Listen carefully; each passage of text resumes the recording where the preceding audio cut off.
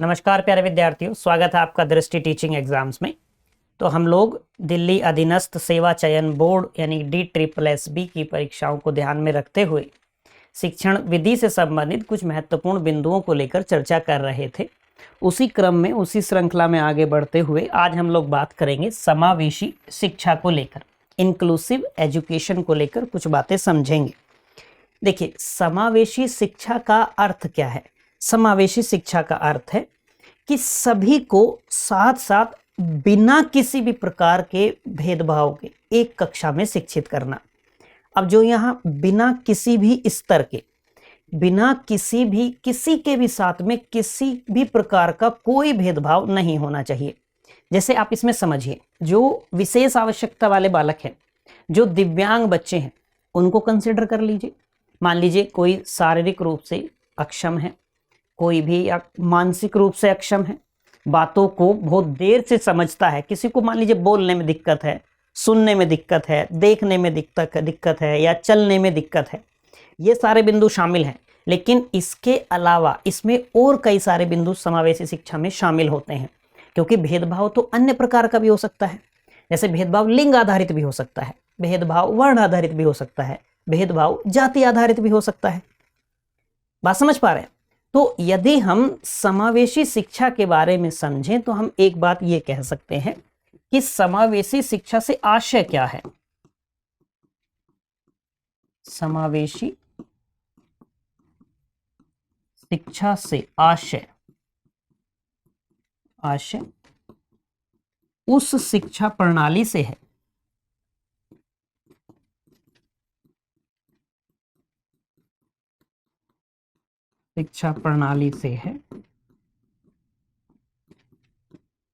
जिसमें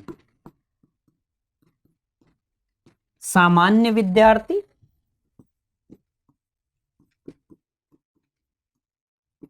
और आप कह सकते हैं दिव्यांग विद्यार्थी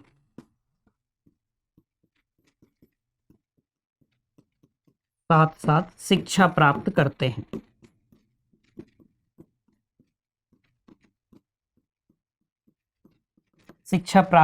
हैं। एक वाक्य में आपको और समझना हो, इसको थोड़ा इसके अर्थ को व्यापक करेंगे तो आप कह सकते हैं भेदभाव का निषेध करता है। कौन? समावेशी शिक्षा।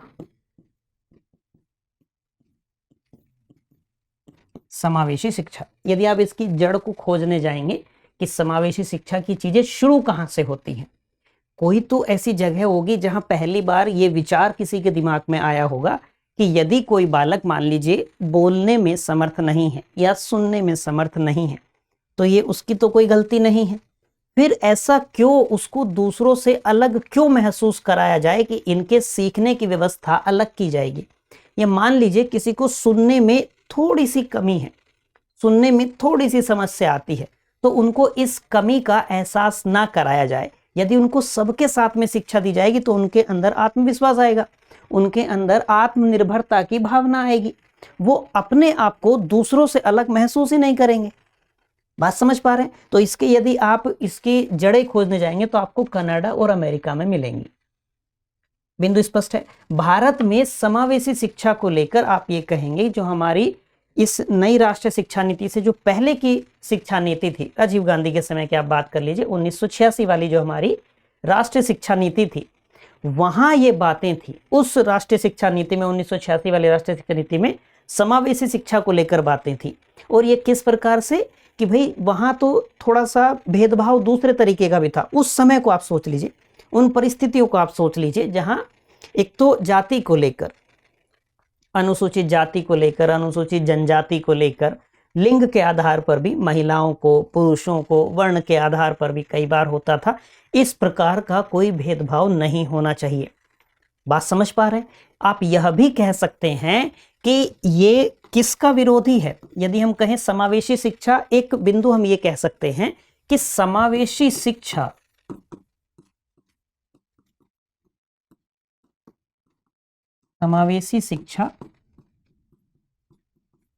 विशिष्ट आवश्यकता वाले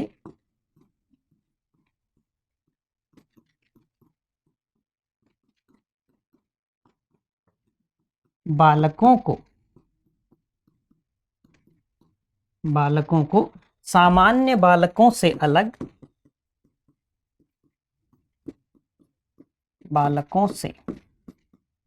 अलग शिक्षा देने की विरोधी है। शिक्षा देने की विरोधी है अर्थात कि भाई विशिष्ट आवश्यकता वाले जो बच्चे हैं, जब आप स्पेशल एजुकेशन में जिनके बारे में आप पढ़ रहे होते हैं, तो ऐसे बच्चों को भी सामान्य बच्चों के साथ में ही शिक्षा दी जाए, उसी कक्षा में शिक्षा दी जाए, उनके लिए अलग से व्यवस्था नहीं। जैसे इसमें कई सारे बिंदु और शामिल होते हैं। मान लीजिए कि किसी की आवश्यकता बालक की ऐसी है कि उसको पढ़ाने की शिक्षण विधि कुछ अलग ही हो सकती है, उसको ज्ञान किसी अलग विधि से ही दिया जा सकता है। ऐसे में क्या होगा कि जब तक एक बुनियाद तैयार होगी तब तक उसकी उस आवश्यकता की पूर्ति की जाए, लेकिन उसके बाद में उसे सामान्य बालकों के साथ में शिक्षा दी जाए। बात समझ पाए? तो समावेशी शिक्षा इस बात का विरोधी है कि यदि कोई बालक विशिष्ट आवश्यकता वाला है तो उसको अलग से शिक्षा दी जाएगी, उसके लिए विशिष्ट कक्षाएं निर्मित की जाएंगी। इसका मानना यह है, इससे ऐसा होता है कि उन बालकों में आत्मविश्वास की कमी हो जाती है, उनमें आत्मनिर्भरता की भावना का विकास नहीं हो पाता है। बात समझ पा रहे हैं? दूसरी बात, इसको थोड़ा सा जब आप व्यापक अर्थ में समझेंगे तो आपको ये समझना है कि किसी भी प्रकार का कोई भी भेदभाव, लिंग के आधार पर कोई भेदभाव, जाति के आधार पर कोई भेदभाव, वर्ण के आधार पर कोई भेदभाव, किसी भी प्रकार का कोई भेदभाव नहीं। तो समावेशी शिक्षा में किसी भी प्रकार का कोई अंतर, कोई भिन्नता नहीं। बिंदु एकदम स्पष्ट हो गया। इसकी यदि आप जड़े की हमने बात कर ली तो प्राचीन से आप देखेंगे, यदि पुराने समय से, तो आपको कहां मिल जाएंगे? कनाडा और अमेरिका। बात समझ पा रहे हैं? हम ये भी कह सकते हैं कि यानी कि जब समावेशी शिक्षा सामान्य बालकों के साथ ही विशिष्ट आवश्यकता वाले बालकों को शिक्षा देने का पक्षधर है, तो जो विशिष्ट विद्यालय या विशिष्ट कक्षाएं बनाई जाती हैं वो इसको स्वीकार नहीं होंगी। तो एक बिंदु आप यह भी कह सकते हैं कि समावेशी शिक्षा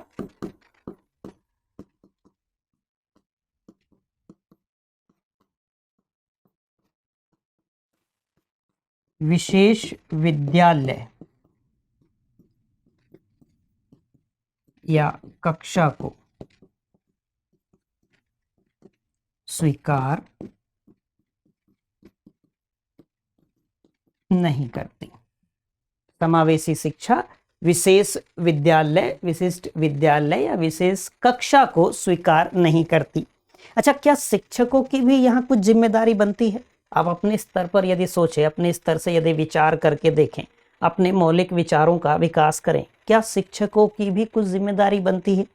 बिल्कुल बनती है। शिक्षक की भी ये जिम्मेदारी बनती है कि यदि कक्षा में कोई बालक विशिष्ट आवश्यकता वाला है, यदि कक्षा में कोई बालक ऐसा है कि जिसको समझाने के लिए, मान लीजिए कक्षा में जैसे सामान्यतः कई स्तर होते हैं विद्यार्थियों के, एक प्रखर बुद्धि के विद्यार्थी होंगे, एक औसत बुद्धि के विद्यार्थी होंगे और एक औसत से कम बौद्धिक क्षमता वाले विद्यार्थी होंगे। तो जो औसत से कम बौद्धिक क्षमता रखने वाले विद्यार्थी हैं, औसत से कम मानसिक योग्यता रखने वाले विद्यार्थी हैं, उनको किसी बिंदु को समझाने में 2 या 3 बार उनको समझाना पड़ता है, उनको 2 या 3 बार किसी बिंदु को समझाना पड़ता है। तो क्या शिक्षक की यह जिम्मेदारी नहीं है कि कक्षा में उन्हें भी साथ लेकर चले? शिक्षक की भी तो यह जिम्मेदारी बनती है।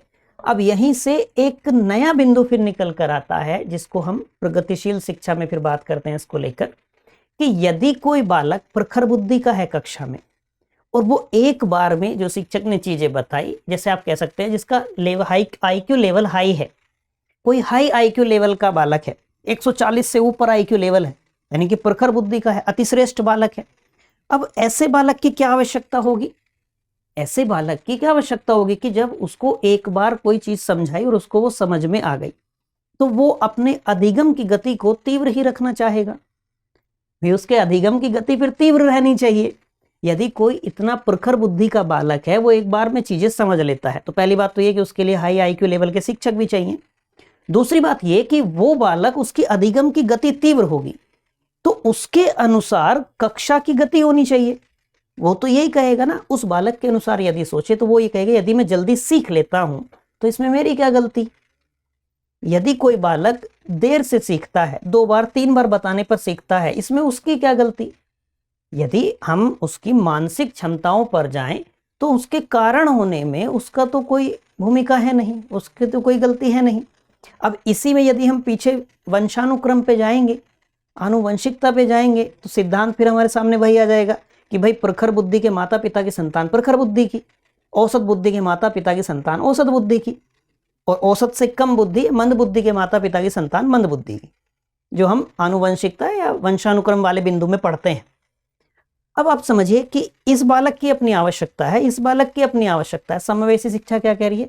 किसी प्रकार का कोई अंतर नहीं, सबको साथ लेकर चलना है। तो यहां जिम्मेदारी शिक्षक की भी बनती है, यहां जिम्मेदारी शिक्षक की भी बनती है कि शिक्षक भी अपनी कक्षा में समावेशी शिक्षा के जो मूल्य हैं उनको स्थापित करे। किसी प्रकार का कोई भेदभाव ना हो, किसी भी स्तर पर ना हो। बात समझ पाए आप यहां तक की? एक अंतिम बात आप इसमें और लिख लेंगे,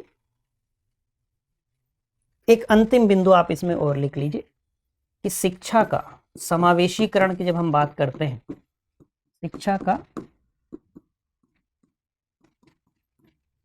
समावेशीकरण यह बताता है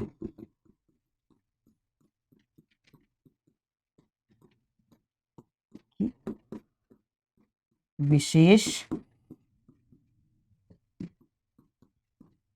शैक्षणिक आवश्यकताओं की पूर्ति के लिए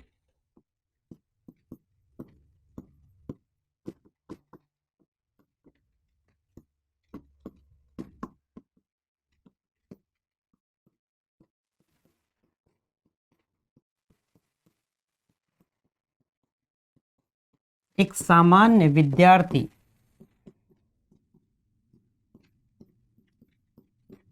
और एक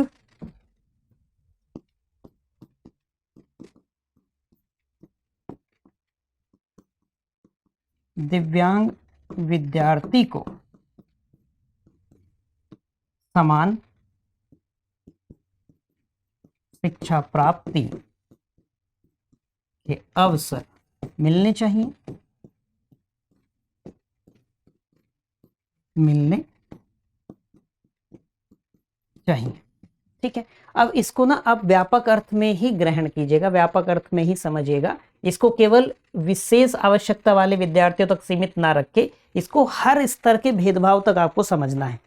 कि यदि हम जैसे हम ये कहते हैं कि लिंग के आधार पर जब भेदभाव की बात आती है तो लिंग आधारित भेदभाव भी नहीं होना चाहिए, जाति आधारित भेदभाव भी नहीं होना चाहिए। सारी बातें जो राष्ट्रीय शिक्षा नीति 1986 वाली थी, इस नई से पहले वाली, उसमें ये सारी बातें थी।